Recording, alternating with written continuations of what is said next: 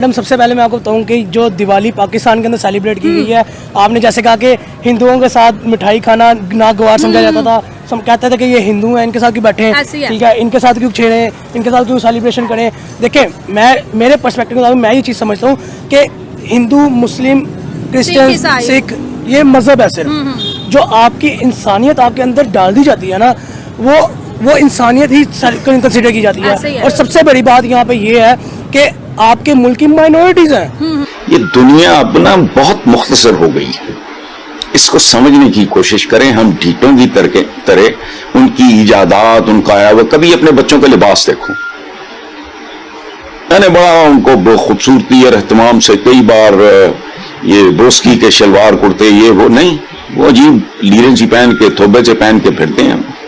Universities भी हमारे जमाने में ब्लेजर्स और ये और वो गाउन के बगैर हम जा नहीं सकते थे क्लासरूम में। पंजाब यूनिवर्सिटी की बात कर रहा हूं। तो तुम हो कौन, तुम या तुम्हारे रकाने पार्लियामेंट, उनका प्रेशर तो यहां नहीं है। एक रिपोर्ट के मुताबिक पता चला है कि इंडियंस ने मुख्तलिफ ममालिक में काम करके पिछले साल यानी कि 2023 में $120 मिलियन के रेमिडेंस इंडिया में भिजवाए हैं, जो कि एक बहुत बड़ी अमाउंट है। जैसा कि आप सब जानते हैं कि इंडिया आहिस्ता आहिस्ता खलीजी ममालिक में सियासी, मुआशी, इक्तिसादी जगह बना रहा है। यूएई की बात करें, सऊदी अरेबिया की बात करें तो उन्होंने इंडियंस के लिए वीज़ा फ्री एंट्री कर दी है। यहाँ तक कि पिछले महीने जर्मनी ने इंडियंस के लिए 90,000 वीज़ाज अनाउंस किए हैं। इसी तरह अगर दुनिया इंडियंस को हाथों हाथ लेती रही तो वो वक्त दूर नहीं है कि इंडियन रेमिडेंस पाकिस्तान की जीडीपी को टेक ओवर कर लेंगे। और इन लोगों की क्या अथॉरिटी है और ये क्या बेचते हैं, वो उधर पड़ेगा फलाना। और देने वाले हाथ हमेशा जो है ना वो ऊपर होते हैं। अपनी औकात, और हम और कुछ नहीं कर सकते, कम से कम हमें अपने साइज, अपनी औकात, अपनी हैसियत का तो पता होना चाहिए ना। इसलिए प्लीज इस तरह की बातें ना किया करें। फ्रेंड्स नॉट मास्टर्स एक बार पढ़ लें, आपको समझ आ जाएगी। और बेशुमार किताबें। तो छोड़ो, ईस्ट पाकिस्तान के बाद जब इंदिरा गांधी का रुख इधर हुआ, उसको शट अप कॉल किसने दी थी कि बस एनफ इज एनफ। तो प्लीज तारीख अपनी सामने रखा करें। इस तरह की बढ़के मारना जो है ना, इनके पार्लियामेंट खातशाती है, वो ग्लोबल विलेज है भाई, कदम कदम पे।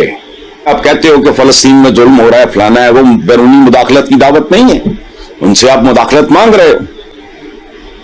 इसलिए ये इस तरह की बातें जो है ना, ये खिलाने हैं अवाम को बेवकूफ बनाने के लिए। कत्ल लिखा है अपने वजीर आजम को। नमस्कार दोस्तों, कैसे हैं आप लोग? आशा करता हूँ आप लोग स्वस्थ होंगे। दोस्तों, पाकिस्तान इंडिया चैनल पे आपका स्वागत है कि वीडियो ये बहुत ही रोमांचक होने वाली है।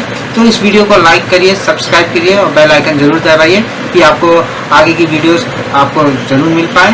बेल आइकन जरूर दबाएं और चलिए वीडियो स्टार्ट करते हैं। आप अपने माइनॉरिटीज को रिस्पेक्ट नहीं दोगे तो आपके मुल्क में क्या इन्वेस्टमेंट होगी, आपके मुल्क में क्या ऐसी चीजें, आपके बाहर से इन्वेस्टर्स आएंगे, आपके मुल्क के अंदर इंडस्ट्रियां कैसे लगेंगी। अब देखिए, कोई हिंदू आके पाकिस्तान में इंडस्ट्री लगाना चाहिए, इन्वेस्टमेंट करना चाहिए, क्या आप कहोगे कि हिंदू हम इन्वेस्टमेंट नहीं करने देंगे इसको?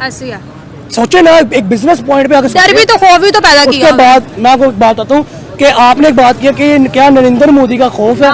नहीं, पाकिस्तान की इस गवर्नमेंट के साथ, शरीफ ब्रदर की गवर्नमेंट के साथ नरेंद्र मोदी साहब के ताल्लुकात वैसे ही बहुत अच्छे नजर आते हैं हमें। नरेंद्र मोदी साहब को शादी पे इनवाइट किया जाता है, नरेंद्र मोदी साहब को प्लेन की एससीओ में बुलाया जाता है, जयशंकर को इनवाइट किया जाता है और जयशंकर आते भी हैं, ठीक है। तो फिर आप मुझे बताएं कि ये जो एक इंडिया पाकिस्तान टसल है, क्या है बेसिकली?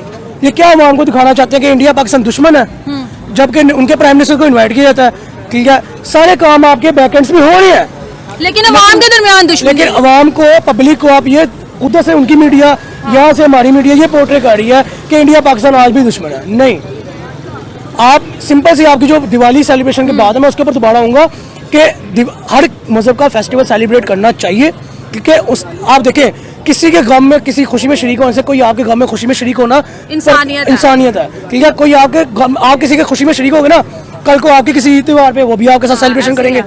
ये गिव एंड टेक है ना बेसिकली। अब जहाँ तक बात है नरेंद्र मोदी के डर की, तो ऑब्वियसली बात है दुनिया के ऊपर उनका खौफ छाया हुआ है, ये एक सच है। और खौफ ऐसे नहीं कि उन्होंने कत्ल कर दिए, उन्होंने गर्दनें उड़ा दी जिससे खौफ हो गया, नहीं, उनकी पावर बोलती है। उन्होंने पावर बुलवाई है, बोलती नहीं है, उन्होंने पावर बुलवाई है। जैसे उन्होंने इंडिया को आज से 15 साल पहले पकड़ा और आज 15 साल के बाद इंडिया को 5वीं बड़ी इकोनॉमी बना खड़ा कर दिया, उनकी पावर यहाँ से बोलती है। जरूरी नहीं कि आप सर कलम करो तो आपकी पावर है, ठीक है। आज इकोनॉमी का दौर है, ठीक है, आज इकोनॉमी की फाइट है, ठीक है। आज आप एक दूसरे को इकोनॉमी की तरफ से गिरा सकते हो, उठा सकते हो। तो इंडिया में जो नरेंद्र मोदी साहब ने उनका जो इंडिया की इकोनॉमी को बूस्ट किया है, ठीक है, वो उनका सिक्का बुलवाती है दुनिया में।